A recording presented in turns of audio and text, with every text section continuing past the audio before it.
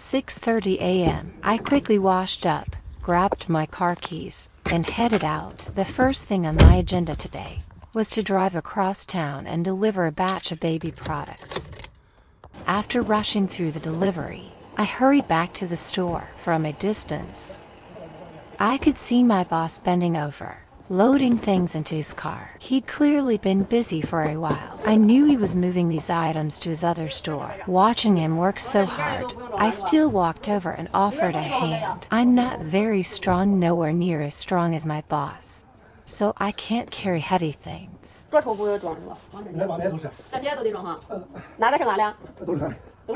I stuck to the lighter, smaller items, loading them one by one, trip after trip, back and forth several times.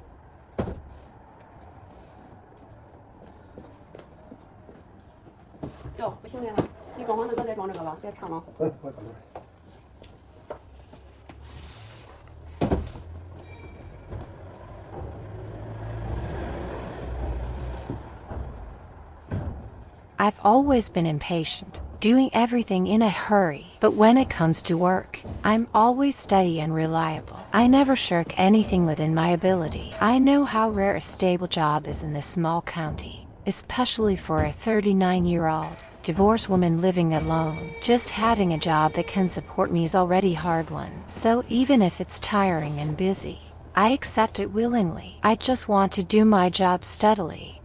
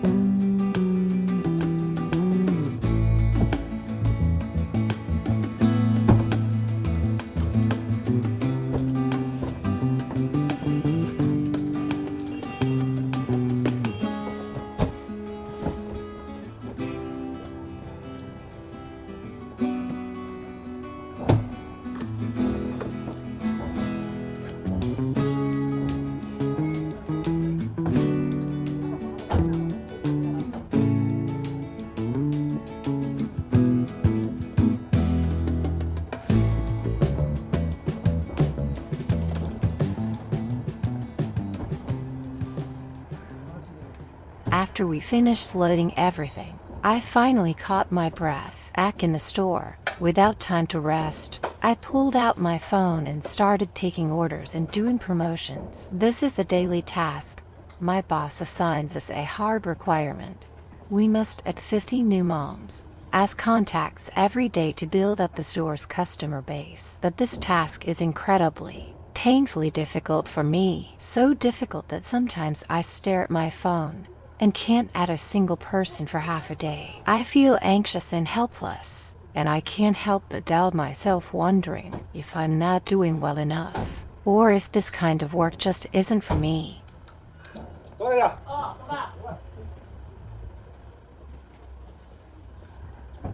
I know in my heart that a big reason it's so hard is because China's birth rate is getting lower and lower. Walking around the streets of our county, you rarely see anyone carrying a baby. Most of the young people around are struggling to make a living, suffocating under pressure. Many don't want to get married, let alone have children. I often look at those young people rushing by and can't help but sigh. Our generation has its own hardships, but today's young people, their pressures might be even greater than ours, especially in our small county. The bride price is shockingly high, often as much as $140,000. That astronomical sum weighs heavily on many young people, and has kept many couples who love each other from ending up together. Every time I hear people talking about bride prices, I can't help but get lost in thought. When I got married, there was no such thing as bride price. Relationships back then were pure, without so many material entanglements. Two people just needed to be sincere with each other and willing to work hard together. That was enough.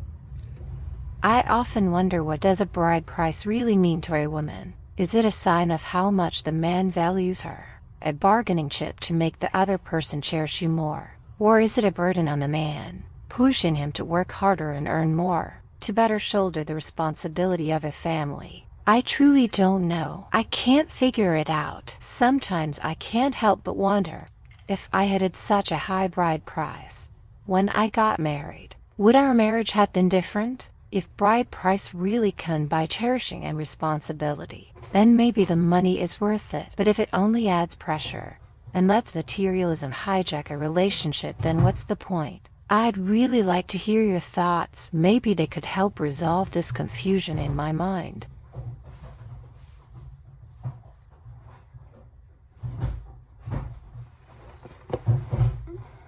Before I knew it, noon had arrived. The store doesn't provide lunch, so I had to use my lunch break to rush back to the 11th floor where I rent my room. The elevator still breaks down now and then. Once I'm home, I don't have the energy or the heart to cook anything complicated. I simply boil some noodles or heat up leftovers, eat a few quick bites, and hurry back to the store. There aren't enough people working here, so I don't have much time for myself.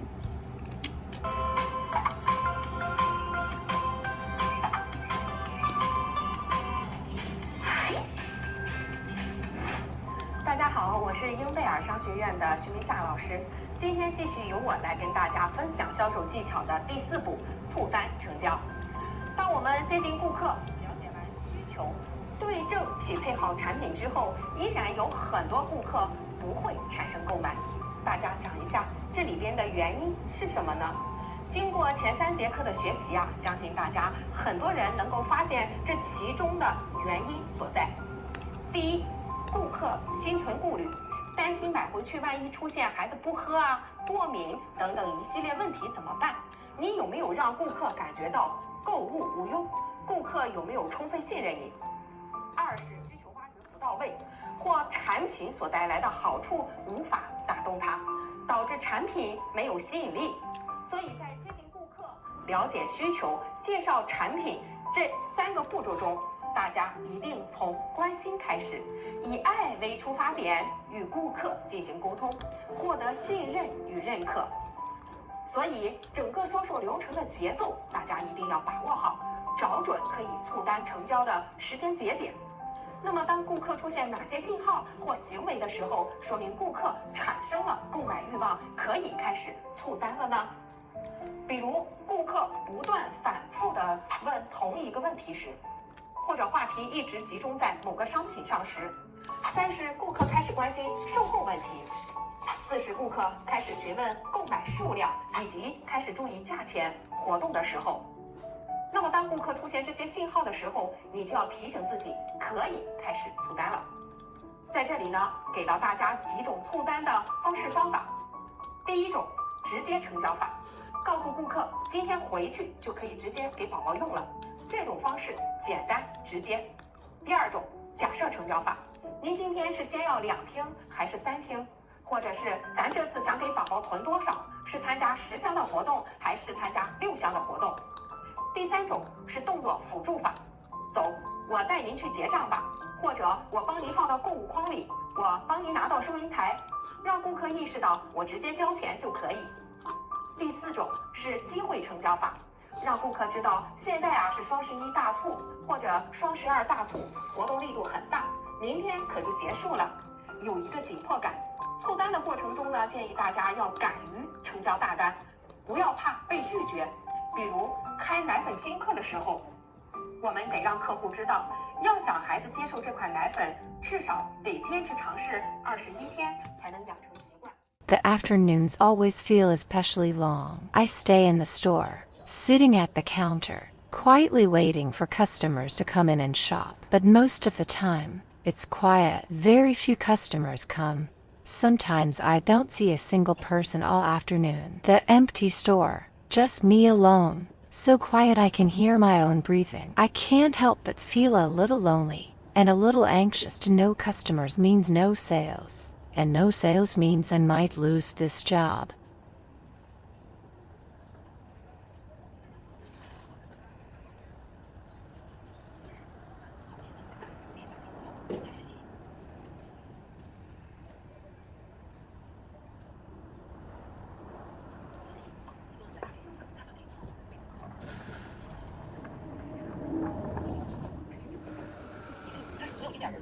to find more customers. Sometimes when the store is empty, I step out to look for them. I'll stand quietly near the maternity ward entrance at the hospital, hoping to run into new moms. I'll linger at the entrance of residential complexes, trying to strike up conversations with moms passing by, and introduce the baby products from our store. But most of the time, I just hit dead ends. People either politely decline or rush away like I'm some kind of salesperson. The embarrassment and helplessness, only I can feel that.